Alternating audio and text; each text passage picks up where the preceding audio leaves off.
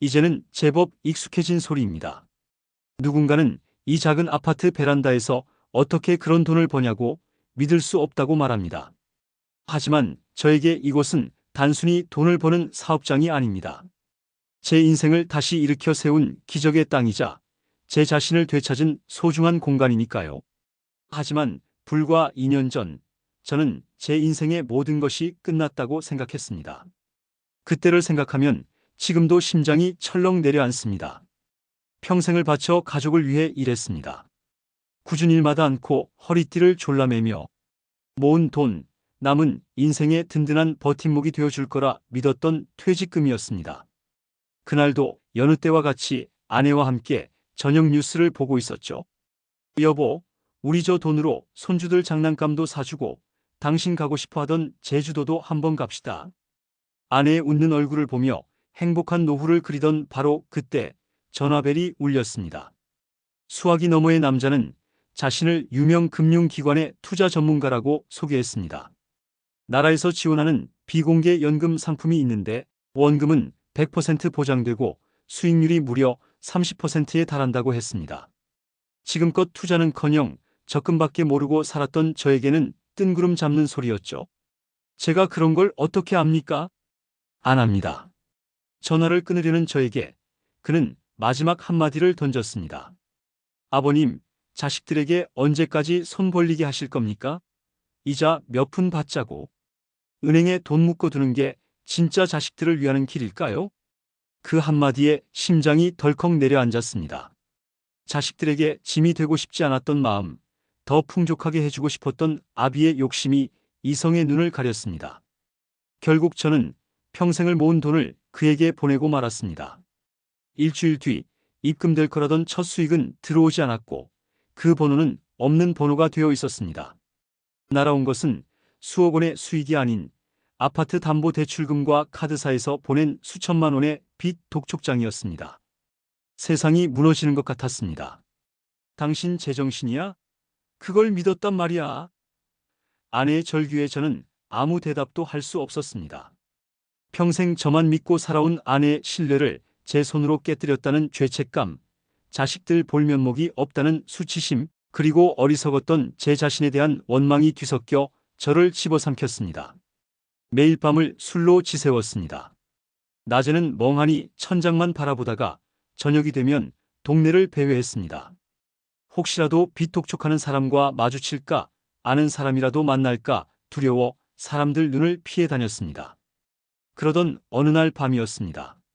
술 기운에 비틀거리며 집으로 돌아와 숨이 턱턱 막히는 거실을 벗어나 먼지 쌓인 베란다 문을 열었습니다. 차가운 밤 공기가 얼굴에 와 닿더군요. 15층 난간 아래를 내려다보았습니다. 아찔한 높이에 머릿속이 하얘졌습니다.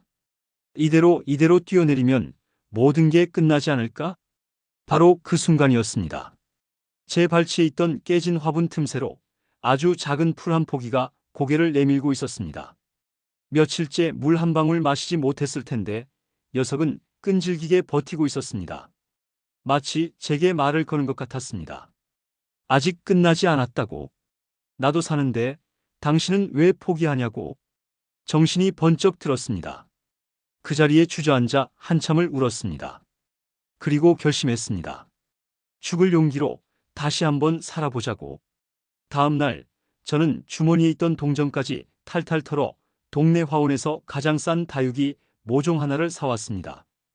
그리고 매일같이 그 작은 생명을 돌보기 시작했습니다. 흙을 갈아주고 물을 주고 햇볕을 쬐어주었습니다.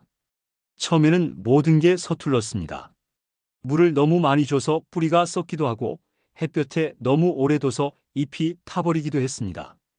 그럴 때마다 제 마음도 타들어가는 것 같았죠. 하지만 포기하지 않았습니다.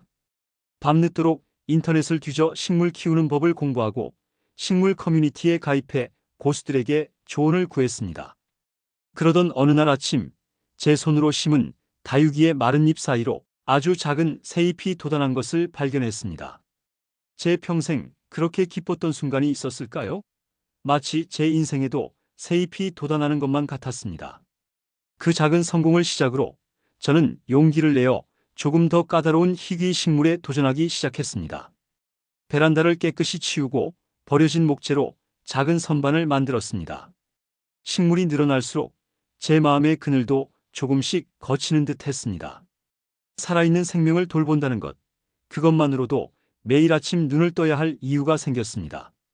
어느 날 정성껏 키운 몬스테라 알보의 삽수 하나를 조심스럽게 잘라 중고 거래 앱에 올려보았습니다.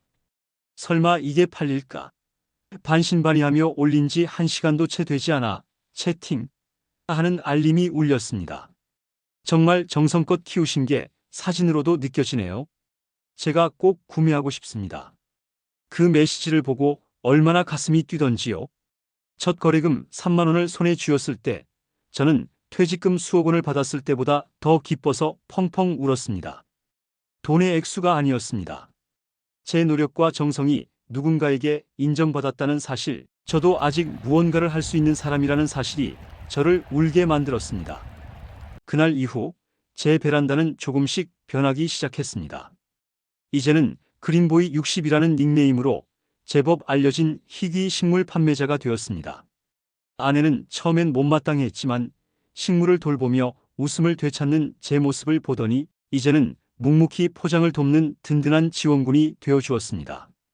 여보, 이파리 다치지 않게 솜으로 잘 감싸야 해요. 아내의 잔소리가 그렇게 정겨울 수가 없었습니다.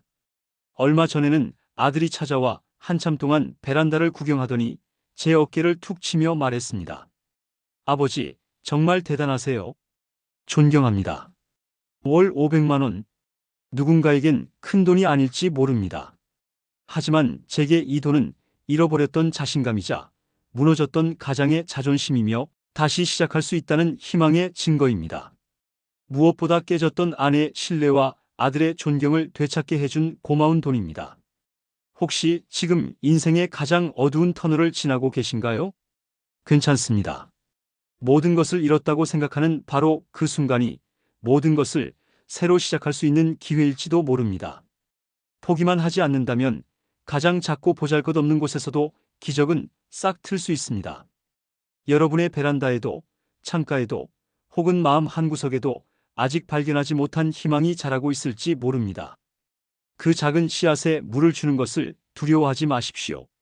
당신의 새로운 시작을 제가 온 마음을 다해 응원하겠습니다.